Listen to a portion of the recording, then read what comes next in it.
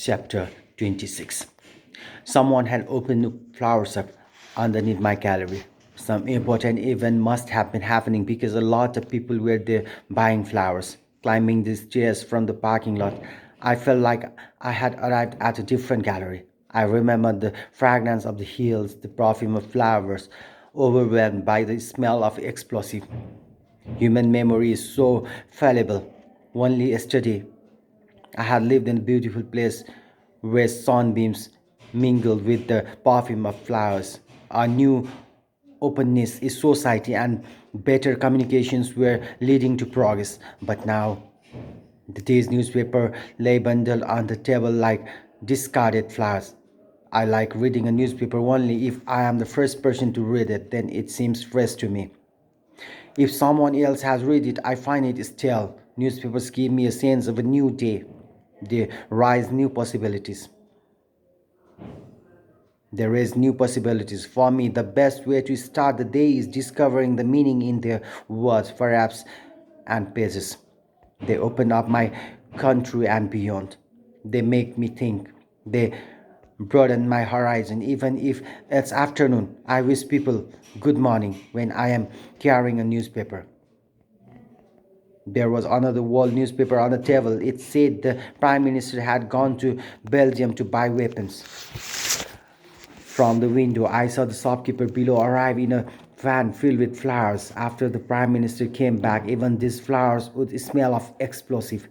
I kept staring out the window until suddenly I saw people running wildly along the street. A bomb had exploded nearby. Just that morning, another small bomb had gone off in the street close to my house. I climbed up to the roof. As the clouds cleared, a structure spiraling towards the sky came into view. It was a monastery. PALPASA had told me someday she had told me someday she would become a nun. I kept looking at the monastery till it started to drizzle and the view became hazy. Despite the rain, some pigeons were playing on the wires hanging above the rooftops. The sky was blanketed with thick cloud. It was a melancholy day. But the streets were full of cars rushing to and from unknown destination. I could hear music from a CD shop. At the grocery store across the road, a man was trying to tune into a FM station. There was a new cyber cafe on the other side of the road, but the old language center, boutique and 99 rupee software is still there. It was amazing that while life was being squeezed out of the villages, Kathmandu was thriving. I saw a crowd of people line up in front of a manpower agency. Where did they want to go? The Gulf, Malaysia, South Korea, Afghanistan, or Iraq? How long was it going to rain? Going downstairs, I saw Fulan had left a letter for me. I'm surprised by your behavior, Dai. She had written, please contact me when you get back. I couldn't keep running the gallery on my own. With you gone and with me having no idea where you were, I didn't feel comfortable in the gallery.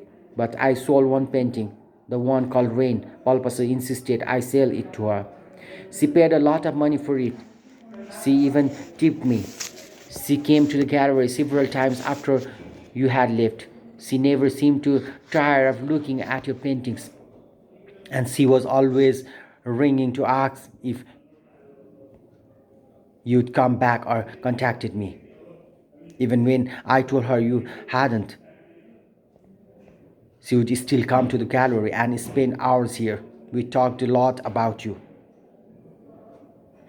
She asked about me as well. I told her about if I hadn't been for you, I would still be herding goats in my village. I don't remember anyone caring about you so much. Palpasa Didi is beautiful and genuinely fond of you. I'm like your boyni, so please don't get angry when I say this, Dai. But I have to tell you, you and Palpasa fit together. You would make a good pair. She never talks about herself, only about you. She wants to know everything about you. I want the best for you. You are alone. You don't have any family. I am the only one who is close to you.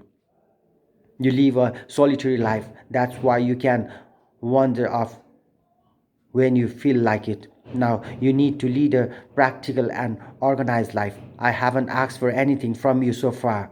With your permission, I have to say one thing to you. Marry PALPASA. I know you are an introvert and things like this embarrasses you, but I could deliver your proposal to her if you want. I'll be really disappointed if you say no. I'll leave your gallery forever and go back to my place. And even if you come there and ask me to come back with you, I'll say it will only be on one condition, that you marry Palpasa. I'm sorry if what I have said makes you feel uncomfortable. Take care of yourself and think about what I have said. Her letter was signed, Your Secretary. I hadn't realized Fulan had grown so smart working in my gallery. She had always loved to speak English with visitors. This will improve my English, she used to tell me, and I'll learn foreign ways as well. Later, she had become fond of art. She wanted to understand it. She had been furious when Kishore proposed to her. I wanted her to become someone, to do something worthwhile with her life, and my gallery had been the past best place for it. I tried to phone her. A friend of hers at the girls' hostel recognized my voice and asked, Where have you been? Then she said, Fulan's left. I froze. Where did she got? To a village? No, I mean, she had left for college. Oh, relieved. I hung up. Later, I was drawing some outline for a new painting. Kishore came in. Hi, Dai, he said. I had just started a series of works dedicated to Palpasa's memory. I also intended to dedicate it to her the art center I planned to build in my village. People who were interested in art could come trekking through the beautiful hills, enjoy being close to nature, and then spend a few days immersed in art. Outside, the world would continue just the same, full of struggle and conflict. Inside this small world I would create, my guests would lose themselves in different world, a world of creativity, a world of flowers and the changing seasons. I would make a painting of a confluence of two rivers festooned with flowers as it is during Thulo Ekadasi. The new bridge over the river had been blasted away. Seeing it gone brought back childhood memories and fired my imagination. Christina had told me our part of the world's been through this already and moved on. That's why the West is ahead of you. What the Dutch and other Westerners had gone through long ago was happening in our country right now. We were fated to go through this painful phase in our history. If we could navigate through these dangerous waters, perhaps we could arrive at a safe destination. Where was a tree on the other side of the river to which we could tie our garland of flowers? We could tie it securely at the other end in Kathmandu, a modern, civilized, and safe place. I said, Hi, Kishore reiterated, startling me. Sitting on my comfortable sofa, lost in thoughts, I had forgotten he was there. I haven't seen you for ages, he said. How are you? I asked. Do you know anyone at the American Embassy? Why? I need a visa. Don't they just give you one if you just apply? No, they don't trust me. Why not? They don't believe I will come back. Just tell them what? That you will come back. They won't believe me. Why not? But what if they don't? Then don't go. You don't understand, he said crossly. All my friends have gone. If they have let all your friends go, why would they stop you? But what if they do? He asked. The visa section lets some people go and refuses others. So many people come back from there in tears. One man was granted a visa, but his wife wasn't. My advice to you is to answer the question with a smile. Tell them you don't want to stay in America, that you like Nepal. Say, for you, Nepal is just as good as America, and besides, you have to come back here to work. That's what I told them in my interview for a Schengen visa, he said, but they rejected my application anyway. What they said was, with so many problems in your country, Why would you want to come back? Many Nepalese have applied for political asylum in Europe. I wanted to change the subject. How could I be responsible for things beyond my control? Aren't you bringing out a new album? I asked. I'm in the middle of rehearsals now, he said. Two of my songs on the first album were big hits. Did you know I was asked to do some live performances? I did three, and I can't even remember how many interviews I have given on FM radio. Good for you.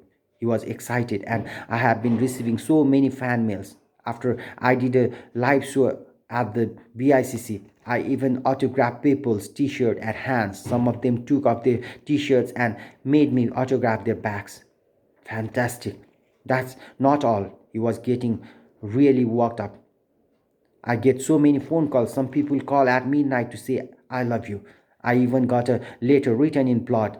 It scares me that some of my fans say they would be willing to die for me. That's part of the region I want to live. Trying to calm him down, I said, why leave when your fans love you so much? Stay in your own country. One day you will be a very famous singer. But he didn't want to listen and left annoyed. All he wanted was to go to America at all costs. He told me he had friends everywhere from Boston to LA. As he left, he said, there are very few houses in Kathmandu without at least one family member in America. Well, maybe. My family will think I am a failure if I can't get a visa. He called as he went down the stairs. So let them, I said, but he had already gone. Peace returned to my gallery once more. I looked out the window and saw the crowd of young men still milling around in front of the manpower agency. If I went down, I would be sure to meet someone who would ask me if I could give him work or get him a job by pulling some strings. Coming to the gallery today, I had talked to a young man who said, I have just filled out the application form to go abroad. I sold all my land to do it.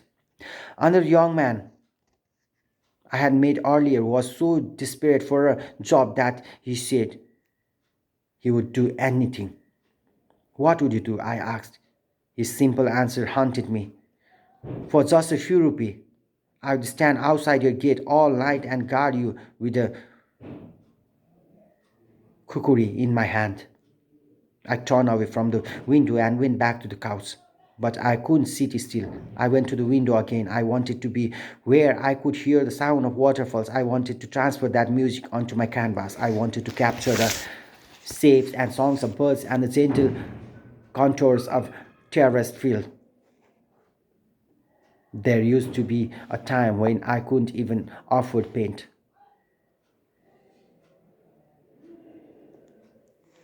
I felt desperate. Now I had all the paints I needed, but I wanted to run away from them. I switched on my computer and got surprised. My email account was overloaded with messages. Among the messages were innumerable emails from Christina. I wondered if she was all right. Her last message had arrived only yesterday. She had written threateningly, if you don't reply, this will be my last email to you. I counted her previous emails. There were at least a dozen. No wonder she had lost patience. I opened each of her emails and read them carefully. She wrote about my art and expressed concern about the changing situation in Nepal. She also wrote she was coming back to do some reporting.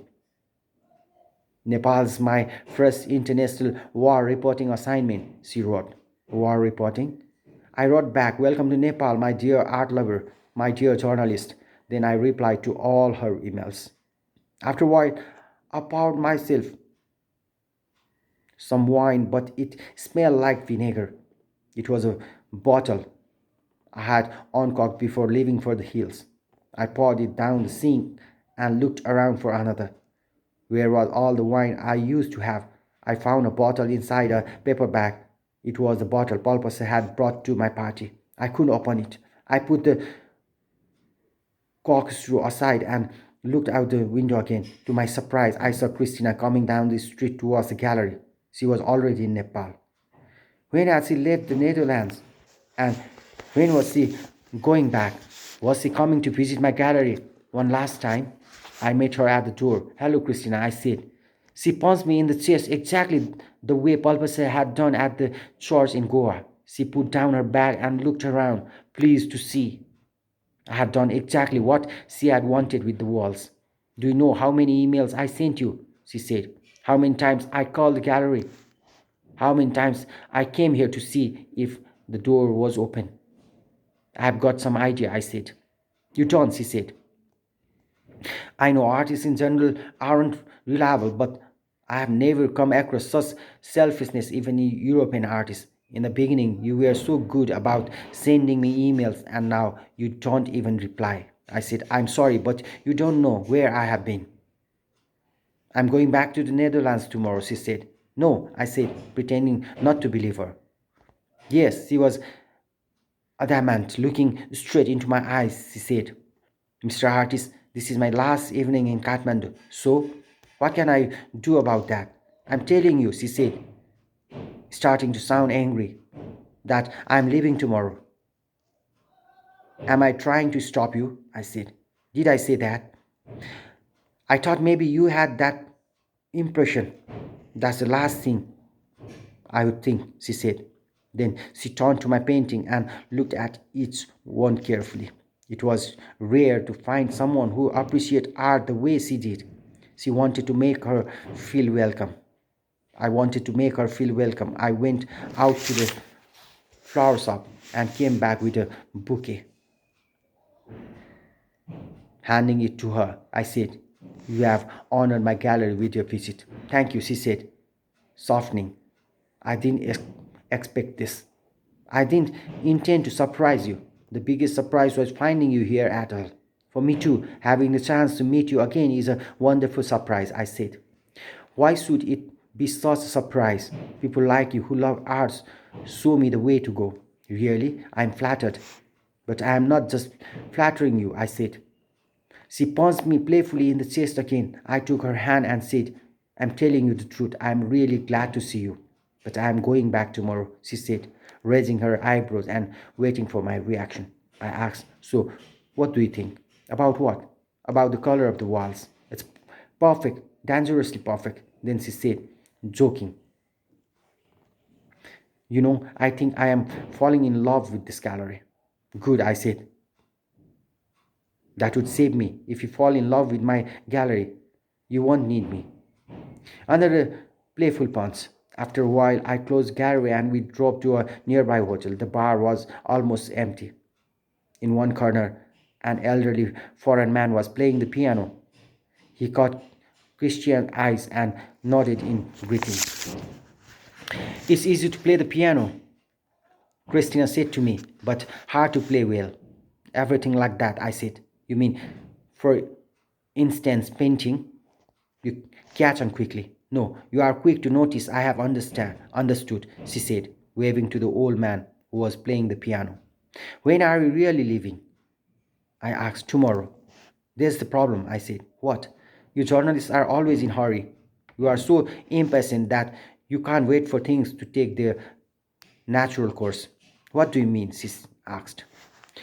Why are you in such a hurry to go back to your country? I said. If you journalists weren't always rushing, things wouldn't happen so fast. But my assignment's over. What kind of assignment was that? There's so much happening here. The situation's getting more complex with each passing day. How can you say your assignment's over? That's the attitude of a parachute journalist who covers a crisis then disappears. But there's nothing to write about the moment, she said. I'll give you a story, I said. What is story? I took a sip of wine and said, my experiences will make a good story for you. She looked at me skeptically. I went to the hills recently, I said. I was virtually kidnapped and taken back to my home village, where I discovered everything had changed. Just the thought of what happened after that leaves me trembling. I lost a friend, then I lost the woman I loved. As I told her everything, it seemed like a dream even to me. I let go of all my inhibitions. Maybe I shouldn't have drunk so much wine. while I was telling her about PALPASA. She comforted me, putting her hand on my arm. She cried when I told her about my visit to PALPASA's grandmother. The piano music grew louder as the evening wore on. I, a candle was placed on our table. I kept talking and Christina kept comforting me. I don't remember our parting. The next morning, I found I wilted rose in my shirt pocket.